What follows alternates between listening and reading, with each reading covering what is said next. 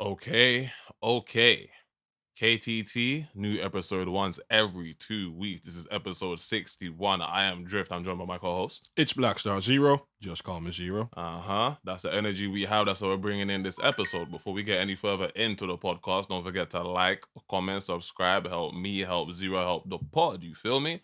So this week we're gonna switch it up. No One Piece, no Boruto, no none of that. You feel me? We have to remind the world that other pieces of media exist. You feel me? Other pieces of media exist. Such people. as? You get me? So first off, we're gonna be chopping it up about the second season of Devil May Cry. You feel me? Not gonna lie to you, fans of the games.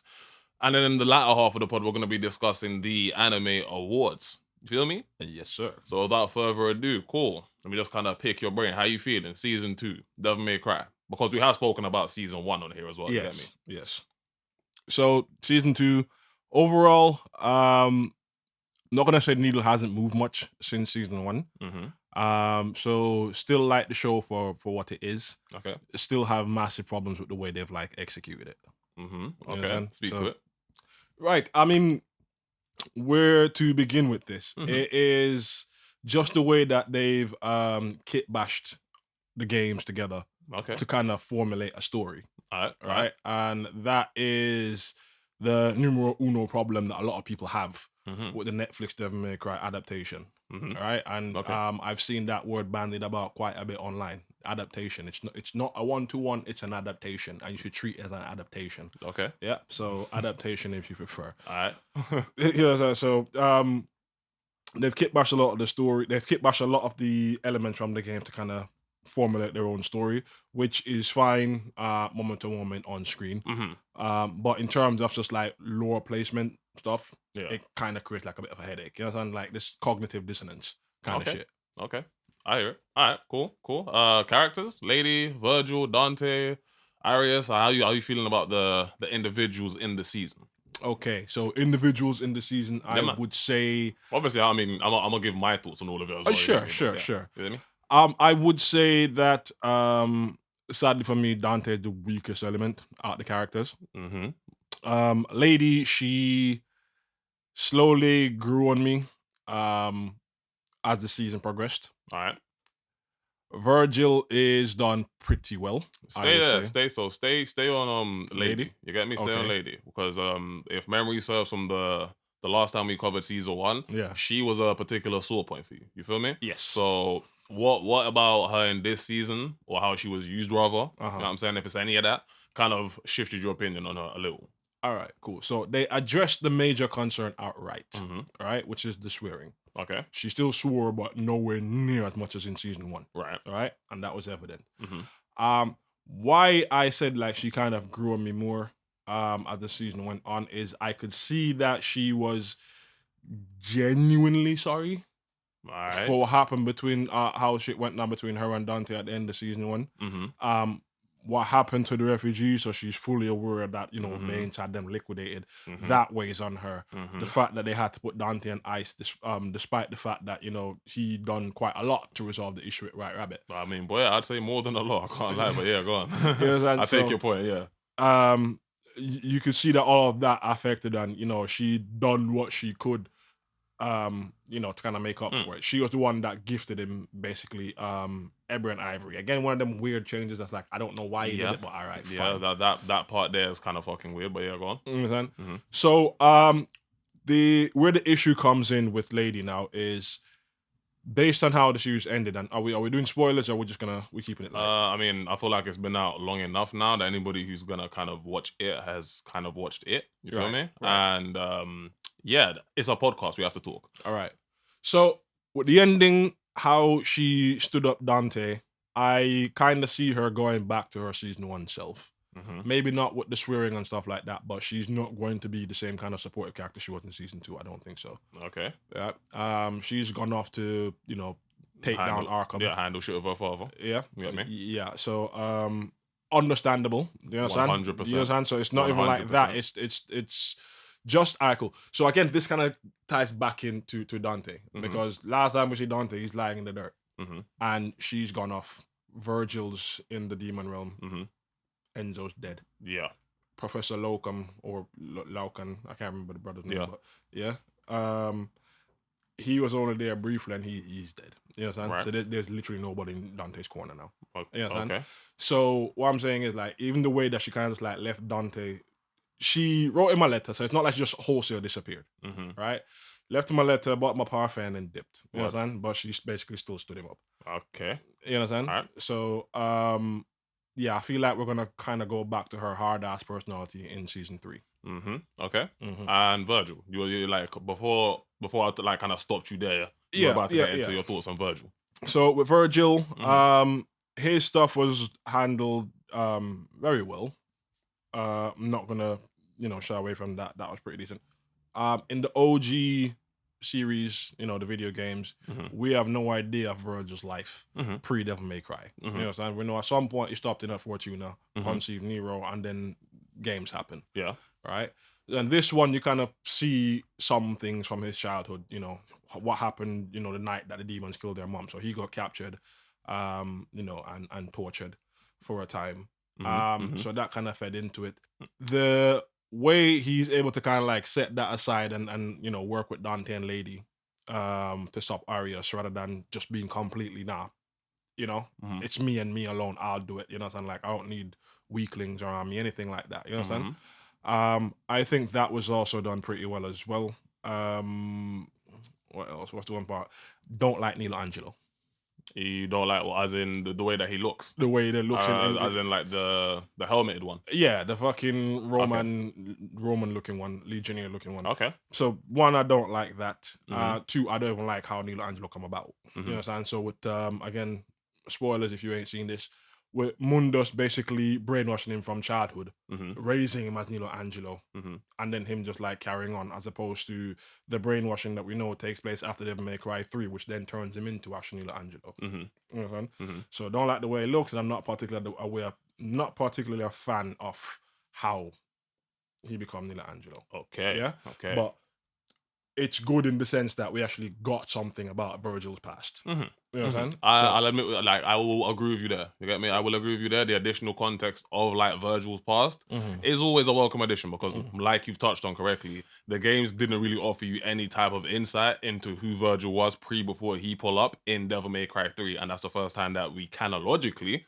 or not chronologically, sorry, chronologically meet Virgil. You feel me? Because chronologically speaking, we meet him in Devil May Cry 1. You feel me? Whereas chronologically speaking, we meet him in Devil May Cry 3. All right. You feel me? Cool. See, I landed the boat. Anyway, right? Cool. So, to kind of run through my thoughts on the season, right? Oh, let me Much- just say one last point. Yeah. I cannot remember Arius from Adam in the game. I cannot. He remember. wasn't super Like, memorable. I in the know games. Arius from the game. I know who he is. I know what thingy. I know who fights him and all that. Like, I remember that, but I can't remember any memorable moments. There about him. are none. Arius in the anime though. They elevate. I'm gonna remember this guy for a good long time. When I say blood, he was decent. They elevated that nigga in the anime to like new heights. You feel me? They elevated that nigga to new heights. Yeah. Not gonna hold you. You feel me? So, I mean, I'm gonna get Arius out the way from the start then. You feel me? Yeah. So Arius from Devil May Cry 2, that's where he comes around in the games. You feel me? I have, much like Zero said, there's not a great deal to say about the nigga. You feel me? I'm not gonna lie to you. You feel me? And Devil May Cry 2 itself, out of all of the games, is one of the least memorable ones. You feel me? But the way that they did him in the anime, fire. Yeah. You get me? And kind of why I was gonna sit there and be like, boy, to the people who say it's an adaptation, I kind of do have to agree with them. You get me? Like when they're using that as the argument to be like, yo, it's an adaptation, so it's not gonna be a perfect one-to-one to the games.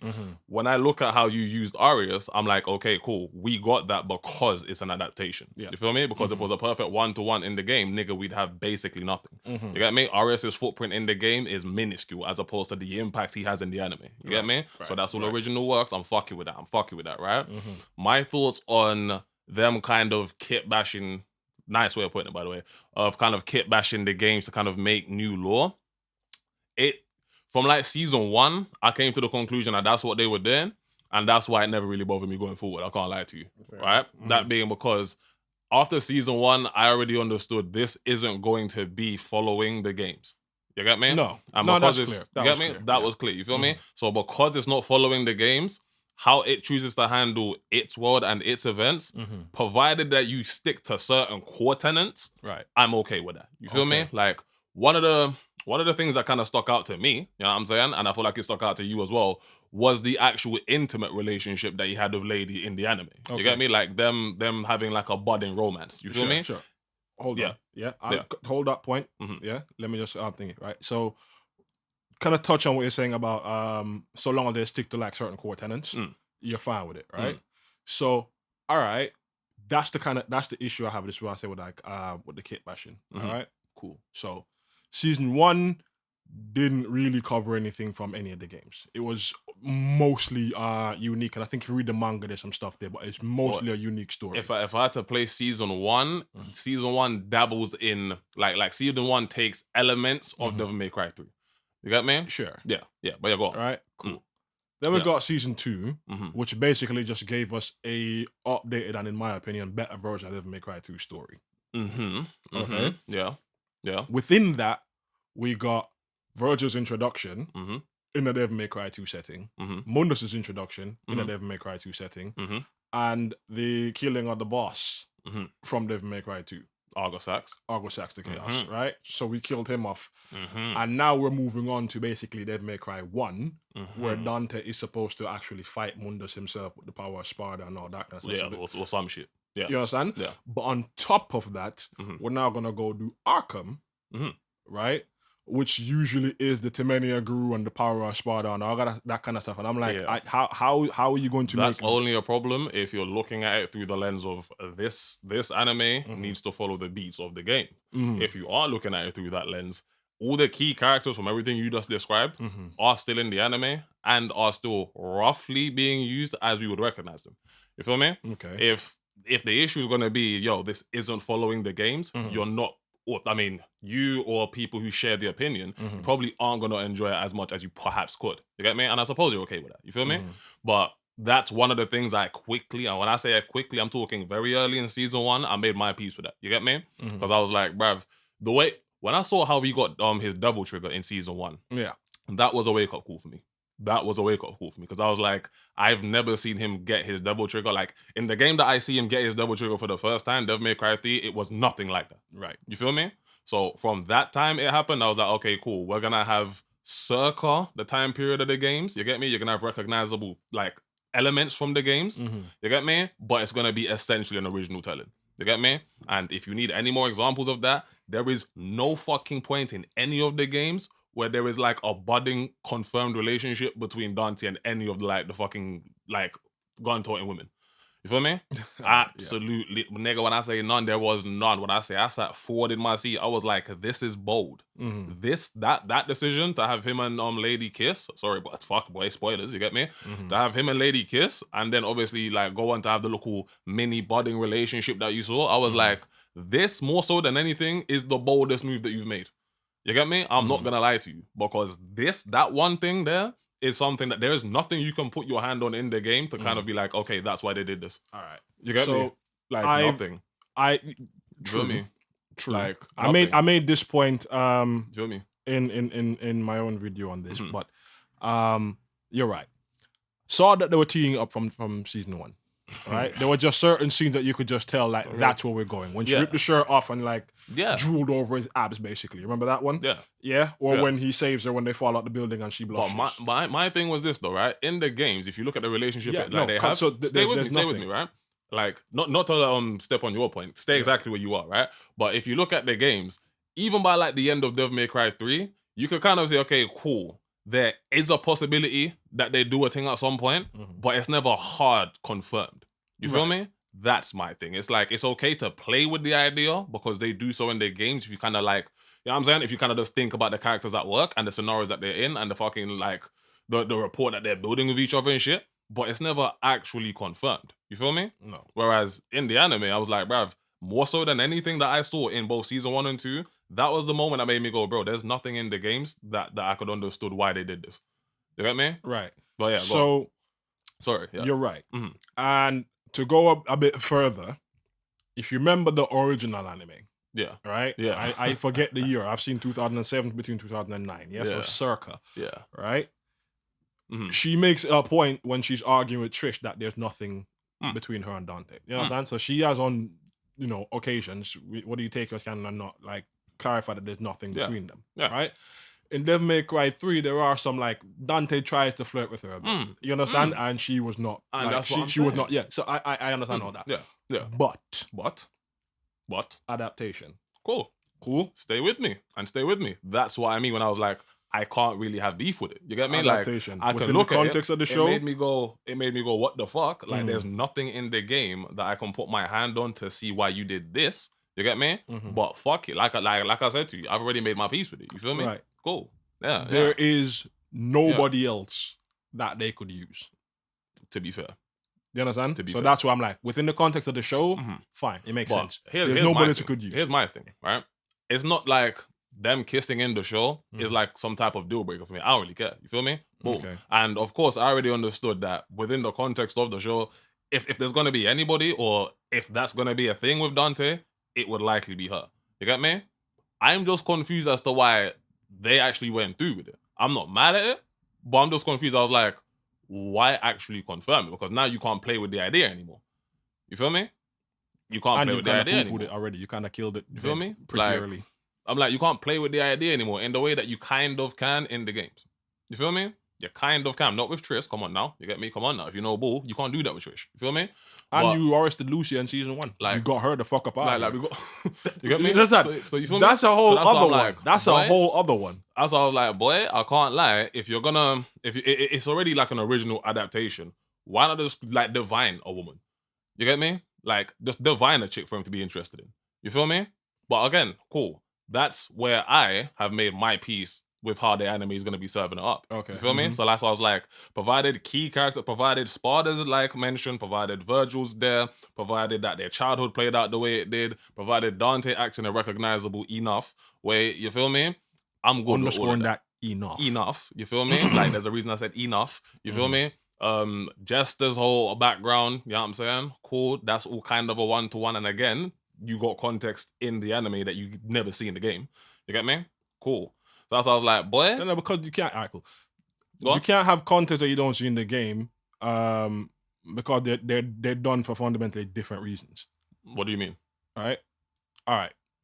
So we know that Jester killed his wife, but in the game verse, he needed their blood for the Temenia grew. But by that token, by that token, why does Virgil's additional context matter to you? What do you mean? Because Virgil's background, like his growing up and shit, we don't see that in the games. So true, but that was a point that you brought up in as a pro for it. You feel me? Yes. All right, cool. But with Virgil, the additional context, as I said, it just kind of just elucidates what the hell he was up to in the intervening years. And how is that meaningfully different from what I just said? Okay. You're saying that we got additional context for Arkham, based on what we see in what season 2 with the underground section, his wife and all that kind of stuff. Yeah. Right. I'm saying that they're different in that they were done for different purposes. He killed his wife upon transforming in the show, whereas he killed her for a purpose. To my knowledge, I'm willing to be corrected on that, but he killed her for a purpose in the game. So he was after that. He specifically sought her out, married her, had lady, because he needed the priestess's blood for the Temenia group. But how does that change the fact that in the games you don't see what happens with Arkham and his family, but in the anime it gave you context for something that you didn't see in the games? But like you literally used the point with Virgil, so I'm like, how is it different? Is it because like Arkham is not as interesting as a character or something? No, I feel like one isn't. One is a welcome change, that being the Virgil one. Because like I said, it's just additional stuff about what happened. We literally know nothing about his childhood. And the same can be said for Mary's childhood. The exact same thing. So I'm just like, I feel like the hill you're dying on here is because Virgil's more of an interesting character. Because fundamentally, pound for pound, you're describing the exact same scenario twice. Virgil's one is a welcome addition because we never see what happens in his childhood. Right. But Mary's one is kind of bullshit because in the games it's different. I'm like, gang, what? It's the same point. It adds context for shit we did not see. I suppose, but what I wasn't considering was Like, Lady. we didn't You're see- right. we You're didn't right. I see wasn't how considering Arkham Lady in the Arkham one. I still kind Like, of we don't see Lady how one is like, Arkham all right, kills cool. his So wife. she, You how get she me? becomes who she Like, becomes that way. you Fine. feel me? You feel me? I'm talking Devil May Cry 3 Lady here. You get me? So I'm just like, gang, I feel like, yeah, seeing why she heel turned this heavily against her father, as opposed to just kind of her rocking up and contextually telling you why, yeah, it hit a little different. You feel me? But I'm the one saying the additional context that we got for Virgil's background and Mary's one are both welcomed additions, because anything that you add that we didn't see in the games, how can that not by definition be a welcome addition? It adds context that we didn't see. You feel me? In regards to the Nilo Angelo one, because I didn't finish my Virgil I point. suppose the point. I suppose why the Virgil one kind of. Yeah. I suppose the reason why the Virgil one kind of stick out to me is I don't know. I think I already kind of said it. It is it doesn't. It's all right. Cool. If you got that scene in the games, would it seem any way out of place to you? What scene? What happened with Virgil? So if you got in- those scenes in the game, would that seem any way out of place to you? Would What point does that like what point are you speaking to it? Because again, like cool, I can use Devil May Cry 5 in my example now, right? Devil May Cry 5 is where the majority of what you're seeing in Virgil's childhood in this season 2 anime is heavily implied. You feel me? what is it? Devil May Cry 5. Like, don't forget. This is like, that's the game where the fucking childhood between them. Nigga, you even go to the fucking mansion. Like, you even go to their Do childhood we get house. flashbacks in that one? You don't get flashbacks, no. But that's The what I'm saying. flashbacks are from DMC. No. Oh yeah, the flashbacks are from DMC Devil May Cry, Okay. not Devil May Cry 5. You feel me? In Devil May Cry 5, that's the game where like the history between the twins is touched upon it the most heavily. You feel me? So that's why I'm like, even in that game though, it's only contextually told to you. You know what I'm saying? You don't actually see what happened in their childhood. You feel me? Whereas the second season of Devil May Cry, the anime on Netflix, that is what's inferred happened in their childhood in Devil May Cry 5. That's what you're seeing in Devil May Cry in the fucking season 2 anime. You get me? You are seeing what heel turned Virgil. You know what I'm saying? As opposed to just being told, hey, your mother, our mother died trying to find you after she hid me. Which is what Virgil, which is what Dante says to him while he's still Urizen. You get me? Like she still tried to look for you, you know? You feel me? Cool. The anime shows you that. That's what I mean when I say it adds context, whereas previously you had nothing else to see. You feel me? By definition, a welcome addition. You feel me? Virgil, cool. Nilo Angelo, I share your opinion on that. I am not as mad at his design as you are, not gonna lie. You get me? His design don't really piss me off that much. It's Rehanda. But yeah. Yes. The fact that he's, you just said it, there's Rehanda. You get me? I'm not crazy over the helmet. You get me? I'm not crazy over the helmet. And my issue with that is the fact that I don't understand what you've done there. Like, is it like a halfway form that was gifted to him by Mundus? Can Dante have a halfway form too before he gets to his full double trigger? Dreadnought. And you see, so that's where I'm like, that's where I start holding my head. You feel me? That's what that's the shit that I don't like. You feel me? Because now it's like, what is this halfway form, my nigga? Like what is this? What is this 0.5 double trigger, my nigga? Because the nigga busts into a whole actual double trigger in like frame 9. You feel me? Out of 10. You get me? So I'm like, gang, what we doing, bro? The stocks, my nigga. The stocks. That's my issue. You get me? Like, keep this fuck ass like helmeted horned form to yourself. Give me the actual double trigger from earlier. Because what do you mean this nigga transforms and gets the styling towards the end of it? I'm pissed. Can't lie to you. You feel me? I'm pissed. Not gonna lie to you. But yeah, Virgil I'm not gonna lie to you, but we're gonna have to wrap this up quick. You feel me? Because it's basically the entire podcast, yeah? But in regards to Virgil, I've seen man online saying that they don't really like him. You get me? Right. I'm not gonna lie. I myself, I was like, don't get me wrong. You're more emotive than the game Virgil. Yes. You get me? You're more emotive than the game Virgil. But again, see my initial point. You feel me? Niggas who are bent out of shape about that are mad that the anime is not a perfect one-to-one to the games. If that is your issue, you're probably not gonna like it going forward. You feel me? It's not gonna be a one-to-one to the games. I'm sorry to anybody that can't figure that out by like episode 5 of season 1.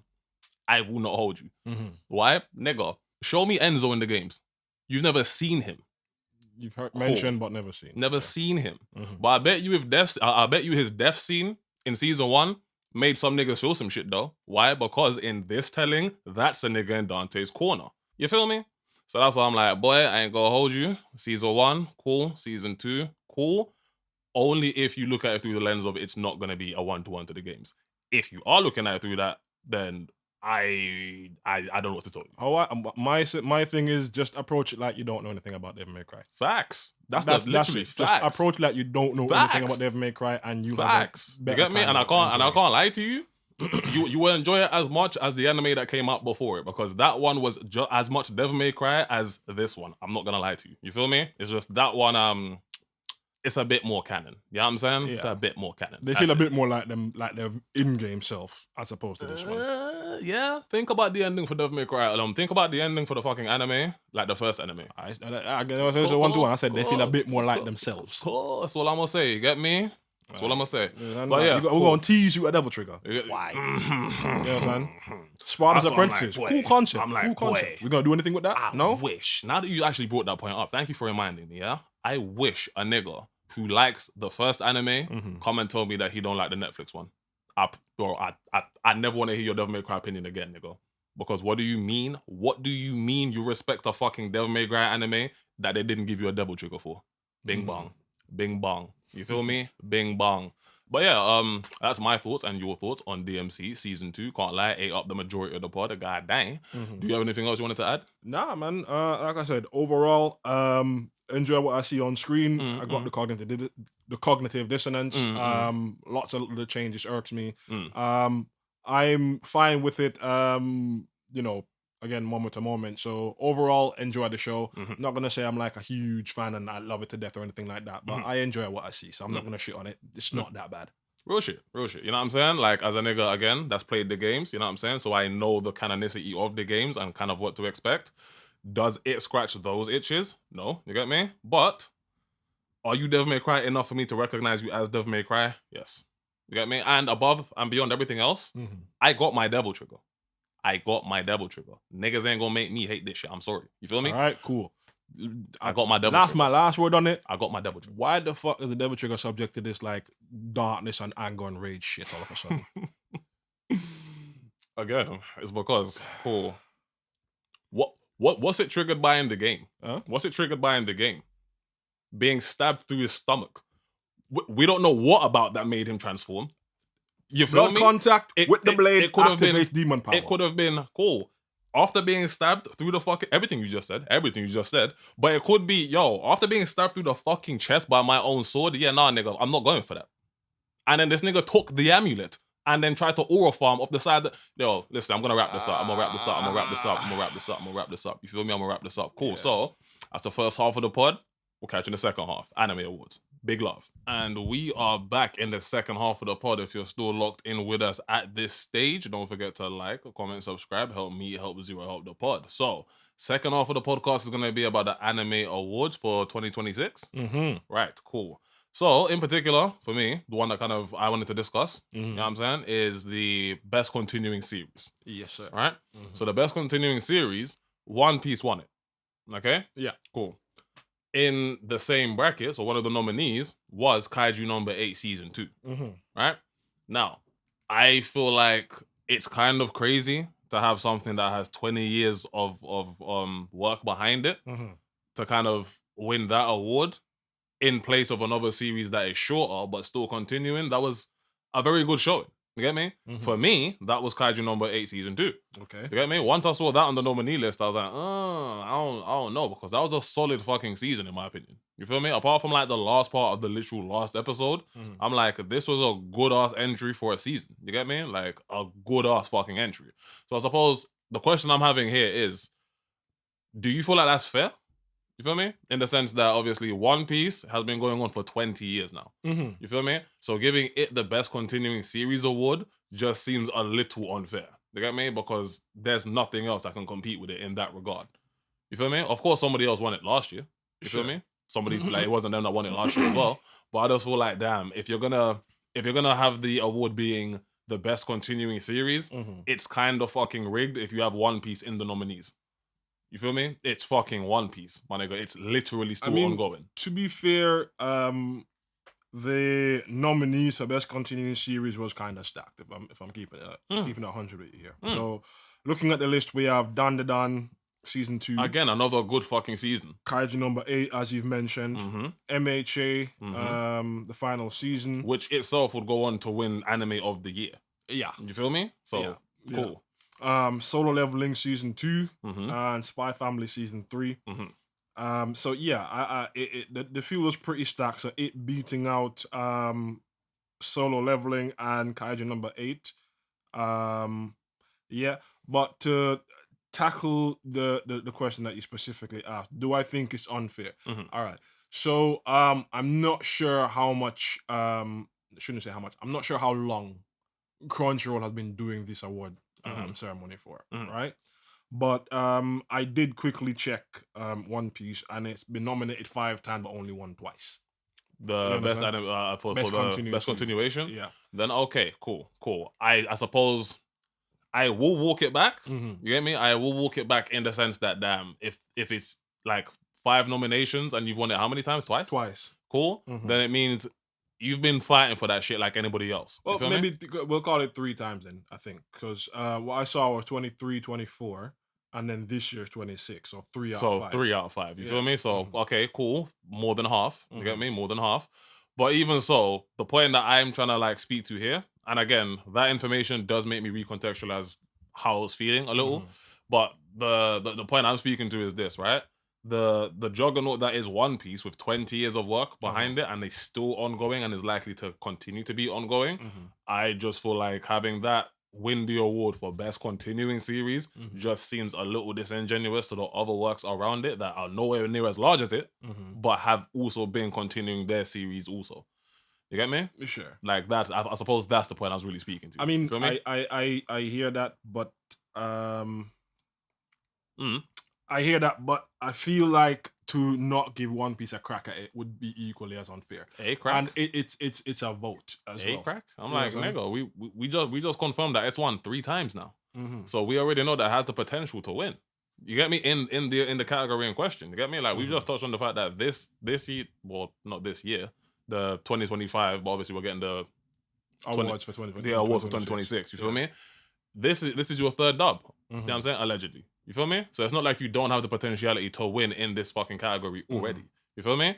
We can't conclusively say that for anything else that's been nominated. You feel me? No. Like, if anything else here... I suppose looking at it through that, so it's going to be continuing at least for the next 10 years like, at this pace. And that's what I'm saying. So it's going to be there basically every single year, and that's what as I'm a contender. So I can see what you're saying from that. You feel me? Like you're already going to be in the discussion. Maybe sit it out some like that, or at least like have it in a different like award category. You feel me? It's in multiple categories, and that's what I'm saying. So I'm like, you're in multiple categories. So again, this one, it's a vote. So the people actually voted. And for again, cool. I'm cool with that. I'm fine with that. But what I'm saying is, okay, cool. You're in multiple categories. Like what you said there. Perhaps sit this one out. You get me? Yeah. So some other niggas can get their shine too. Yeah. You feel me? Because I'm like, gang, you're already in multiple other fucking categories. You've already won the awards before, right? And again, you have a juggernaut of a fucking fan base as is. You feel me? Like these other works, like a Kaiju number 8, a Dun, these are men who are burgeoning still trying to really crystallize and get some good shit for the long term. Kaiju number 8, done. Done? Cool. Is the anime done? No. Cool. So this is some shit that's still trying to burgeon and get like a solidified long-term fan base. You feel me? As is right now, One Piece, you already have that, my nigga. Just sucking up all the oxygen. Yeah? Like, nigga. Like, damn, man. I say that as a Dragon Ball Z fan. Nigga, trust me. We dominate any fucking anime comment section. You know what I'm saying? We do. We dominate it. You get me? Can this nigga beat Goku, though? You feel me? Cool. And that's me as a Dragon Ball Z fan saying that. You feel me? Gang, 20 plus years of One Piece is already a thing. You have 20 plus years of a fan base that's vying for your place. All right, cool. Quick question. Yeah. So, yeah.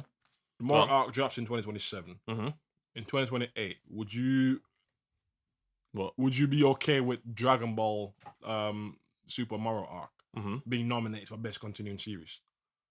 Would I? Okay, so before I can answer that, we need to spin back and see exactly how many times Dragon Ball anything has been nominated for best continuing series and how many times it's won. If it's won it, that's all I'm basing once or off. twice, then that's all I'm basing it off. You feel me? I'm like, gang, especially if you've already won it before. You feel me? If you've already won it before, it's already proven that you have the A, potentiality to win it, and B, a fan base large enough to kind of confirm that you will win it. You get me? Give some other niggas some shine. You feel me? Give some other niggas some shine. So if the moral arc drops and then a year later it gets around to da da da da da again, I would need to see how many times Dragon Ball anything has won the best continuation series award first, and I'd kind of adjust my answer accordingly. So it's length of series and previous victories. Like length of series, I feel like one feeds into the other because the length of the series will be the prevailing reason as to why you win multiple times. You feel me? So I suppose it's really just the length of the series. You get me? Because I feel like the length of the series will be the prevailing reason. Like you have successive generations of niggas who are now falling in love with your work and wanting to see that be number one spot. You get me? Cool.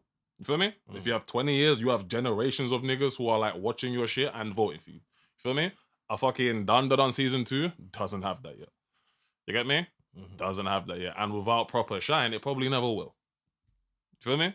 That's what I'm saying. It's like, gang, give some of the smaller niggas some shine too. Let them get some number one places too. So that way niggas is like, oh, this is valid also.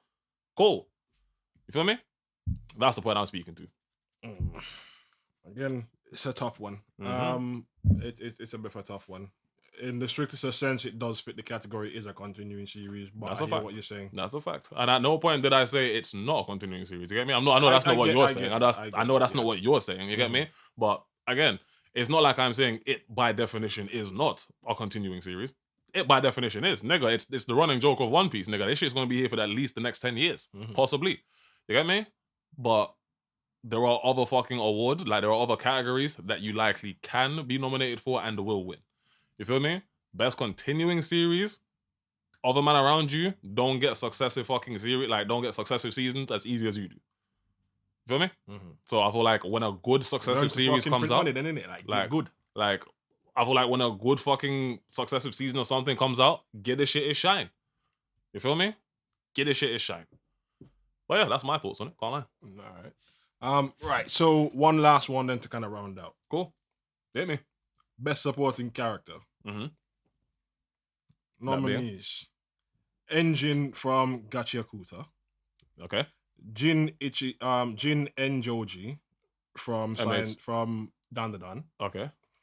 Jinshi from Apothecary Diaries. I don't think you know who that is. If you don't, I do. You know. Yeah. Lulan and Shizui from Apothecary Diaries. Turbo Granny from Dandadan. Wow, that seems kind of unfair. Two of them from Dandadan? Huh? Two of them from Dandadan? Jin and Joji. Yeah, two of them from Dandadan, yeah. Yeah, two from Dandadan, two from Apothecary Diaries. Okay. Gachiakuta and Katsuki Bakugo from My Hero Academia. Okay, cool. You know me, bro. You get me? You know me. You feel me? Me, I am the number one Bakugo hater. You feel me? I'm his biggest hater. You feel me? Based off everybody that you just kind of routed off in front of me, you get me? And based off what I've seen, I would probably have to give it to Bakugo. Bakugo won it. I'd probably have to give, and I know why he won it though. You feel me? I know why he won it. I know the type of people. I know the type of people that will probably push it for this nigga. Why? Because anytime Bakugo comes up, my nigga, these niggas are trying to rewrite the whole narrative of the story, bro. Oh yeah. Why? Because, bro, you can really see that you can really see that Deku and Bakugo are pining for each other. No, you dumb nigga. Oh dear. No, that you dumb was nigga. You get me? That's not what I thought you were gonna say like nigga. it's the edits, boy, but alright, cool. They're the same thing. What do you think you see in the edits, nigga? What do you think you see in the edits, nigga? I'm like, bro, it's the same shit. I'm like, gang, if it's you, man, that are voting, then you were probably, bro, like, you were voting for some misguided fucking reason. So it's 1v1 versus AFL doesn't do anything. Nigga, hear me. I don't dislike Bakugo for combat reasons. I dislike Bakugo for his character. This nigga is asked for 80% of the series. I'm sorry. You having a heel turn in the last 20 doesn't make me 180 on your character. You is a buns-ass personality. I'm sorry, nigga. Feel me? Nigga's personality is asinine. One of the most dislikable anime characters of recent history, in my opinion. You feel me? In terms of like personality, you are an intensely unlikable nigga. Feel me? Damn, but tell us how you really feel. You are an intensely unlikable nigga. I dislike you a lot, nigga. The fuck? You get me? But yeah, in terms of support though, based on everybody that you just rattled off, and again, I'm not gonna take away what you did in the AFO beef or any of the fucking beefs you're a part of. You get me? Combat wise, fire shit. You get me? character-wise, personality-wise, nigga, get this nigga the fuck off my screen, bro. You get me? If Is you it ain't shouting? fighting, no, bro. It's his personality. And it's shit like this. It's like niggas will try to tiptoe around what everybody knows. This nigga's personality is dog shit. Dog shit for 80% of the series. Niggas talking about, is it because he's shouting? No, nigga, this nigga was a asshole for 90% of the series. You feel me? Him shouting, nigga, I like Asta. Asta shouts. You feel me? Nigga, I like Naruto. Naruto shouts, nigga. You feel me? It's just this nigga was a dickhead for 90% of the series, bro. Really punch it back and look how much of a concentrated asshole this nigga was to Deku. Yeah, I remember. Concentrated asshole, my nigga. Concentrated asshole, my nigga. You feel me? That's why I don't like Bakugo. I remember him leveling out a bit. I mean, I kind of see it differently, but I remember him leveling out after they had their little scrap and that little scrap. All Might kind of talk. That little scrap is season 4, by the way. You feel me? That's season 4. How many seasons? Do we have? Season 8? And we get 8. Okay. So about halfway through the series. So halfway. You feel me? Fair enough. Not so yeah, wrap that nigga up, you get me, and send him over there. You feel me? I told you I'm the biggest Bakugo dislike on the planet. You feel me? Fair enough. Feel me? Enough. But yeah, cool. With all that being said, I feel like he deservedly won that. All right. You got me? With all of that being said, he won that. You got me? Deservedly so. I mean, Turbo Granny, valid consideration. Nah, I'm sorry. She hasn't done enough yet, as you were saying earlier. Yeah. Not enough from her, but she ain't done enough. And the highs of her highs don't quite meet the highs of Bakugo's supportive highs, in my opinion. You know what I'm saying? Like the highs of her highs do not come quite close to meeting the highs of Bakugo's supportive highs. It's fucking Gigi. I'm sat here trying to remember who the fuck Jin Enjoji is. It's fucking Gigi, you annoying asshole. No. But yeah, I mean that's my thoughts. Yeah, I'm good. Yeah? Yes, I'm hating on Gigi. Yeah, I'm good. Anyways, conversely, not gonna hold you. No, I mean, there's nothing else to carry on, but that's my thoughts on the anime awards. You get me? Conversely, that nigga from Dan Da Dan, Gigi, or whatever his name is, the tall nigga, I'm cool with him. Niggas hate him, but I'm cool with him. You get me? Niggas hate him, but I'm cool with him. You're a cool ass guy. Fuck. Yeah, you see? There can be no peace on this podcast. He's annoying. You get me? Fuck, but Bakugo is palatable, people. You feel me? I'm telling you, there can be no peace on this podcast. You hear me? Cut, throat, takes, nigga. But yeah, cool. That's my thoughts on the anime awards. Anything else you want to add? I'm good. Yeah. Good showing all around. Congrats to the winners. Facts. I haven't seen Gachi Yakuta yet. I'm gonna get up with it. You get me? But to anybody that has, I'm glad you man got the nominees. I'm seeing it a lot in the nominations. You feel me? And as far as character design goes, I've already said like it has my favorite of like recent works. You feel me? So I'm gonna punch in with it at some point. But yeah, a solid amount of awards, I'd say. You feel me? But that has been KTT episode 61. I have been Drift. I'm joined by my co-host. It's your boy Xero. And we'll catch you in a next one. Love.